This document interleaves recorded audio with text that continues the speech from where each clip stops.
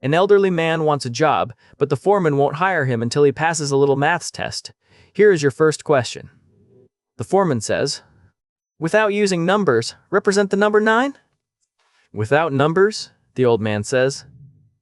"That's easy." And he proceeds to draw 3 trees.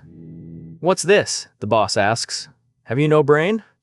"Tree plus tree plus tree makes 9, says the old man. "Fair enough," says the boss. Here's your second question. Use the same rules, but this time the number is 99. The man stares into space for a while, then picks up the picture that he has just drawn and makes a smudge on each tree and hands it back.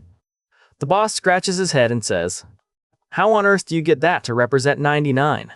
Each of the trees is dirty now. So it's a dirty tree plus a dirty tree plus a dirty tree. That makes 99. Alright, last question. Same rules again, but represent the number 100? The old man stares into space again. He then picks up the picture and makes a little mark at the base of each tree and hands it back. The boss looks at the man's picture. "You must be nuts if you think that represents 100. The old man leans forward and points to the marks at the base of each tree and whispers, "A little dog came along and pooped by each tree, so now you got dirty tree and a turd, plus dirty tree and a turd, plus dirty tree and a turd, which makes 100. So, a man walked into his office with 2 black eyes. His co-workers were concerned and asked him what had happened.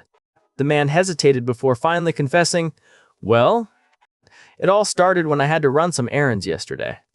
He had just finished up at the grocery store and was feeling good about his efficient shopping when he noticed that the button on the fly of his pants had come loose. He tried to fix it himself, but his attempts only made it worse. Feeling embarrassed and not wanting to walk around with his pants undone, he thought of his neighbor across the hall, a married woman who was always willing to lend a hand. He went to her apartment and explained the situation. The woman was happy to help and invited him in. As she was sewing the button back on, they chatted and laughed. The man was starting to relax and forget about his embarrassing situation. But just as the woman was finishing up and leaning forward to cut the thread with her teeth, her husband walked in the door.